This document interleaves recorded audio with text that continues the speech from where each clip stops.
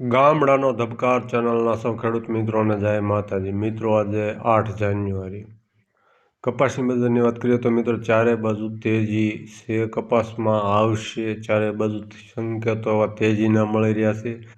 જે કાયમ કપાસમાં મંદી કરવાવાળા છે એવા રિપોર્ટ મંદીના જે પહોંચાડવાવાળા છે તે બધા પણ પોચું તેજી કહેવા માંડ્યા છે। એટલે જેની પાસે સારો સુપર માલ છે તેને સાચવજો। હવે આપણે પહેલાં કપાસની આવકોની મેન જે ભાવ 1600 ઉપર રહ્યા એ એડનું જોઈ લઈએ। ખાંભામાં 550 મણની આવક હતી, 1251 થી 1602ના ભાવ હતા। સિદ્ધપુરમાં 2000 મણની આવક હતી, 1400 થી 1638ના ભાવ હતા। બાબરામાં 10,000 મણની આવક હતી, 1100 થી 1611ના ભાવ હતા। હળવદમાં 10,000 મણની આવક હતી, 1300 થી 1450ના ભાવ હતા। પાટણમાં 3600 મણની આવક હતી, 1350 થી 1621ના ભાવ હતા। અમરેલીમાં 11,000 મણની આવક હતી, 1050 થી 1605ના ભાવ હતા। મોરબીમાં 4000 મણની આવક હતી, 1335 થી 1621ના ભાવ હતા।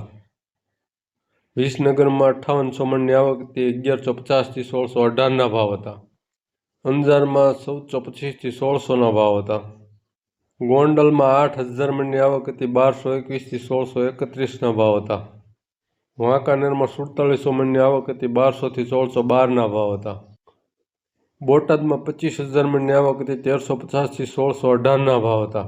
જસદણમાં 10,000 મણની આવક હતી, 1350 થી 1600ના ભાવ હતા। જામનગરમાં 2400 મણની આવક હતી, 1000 થી 1605ના ભાવ હતા। મુખ્ય આવકોવાળા જે યાર્ડ છે હળવદ, બોટાદ, ગોંડલ, જસદણ ને બાબરા આ બધા 1600 ઉપર છે। મિત્રો, આખા ગુજરાતમાં 1,41,000 મણ જેવી આવક હતી।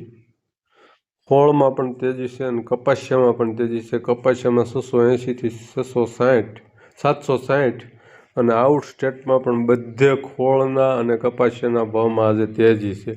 રૂ ઘાસડી 29 mm લેન્થ અને 3.8 મેગ્નીચર તેના 250 વધી 54,800 થી 55,200 ભાવ હતા।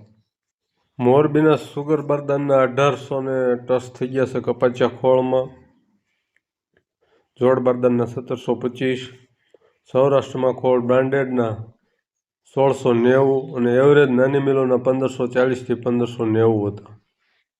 મિત્રો, કપાસિયા બજાર ખોળ જે કાંઈ એનો ટાઈમ છે ફેબ્રુઆરીમાં થોડી એકવાર તૂટે છે, પણ આ વર્ષે તૂટવાની શક્યતા નથી। એક ભાઈની કોમેન્ટ હતી કેમ લાગે છે, પણ આ વખતે માલમાં ચોલટેજ છે એટલે કપાસિયા ખોળની બજાર પણ તૂટી ન શકે। નકર થોડો ટાઈમ જે આપણે મહિનેથી ઉતાણી વચ્ચેના સેમી એકવાર તૂટે છે, જ્યારે નબળા કપાસની શેરડી વીણીના કપાસ આવે અને જ્યારે આવકોમાં થોડોક વધારો થાય ત્યારે કપાસિયા અને ખોળ થોડોક તૂટતો હોય છે, પણ આ વર્ષે એવું બનવાની શક્યતા બહુ ઓછી છે।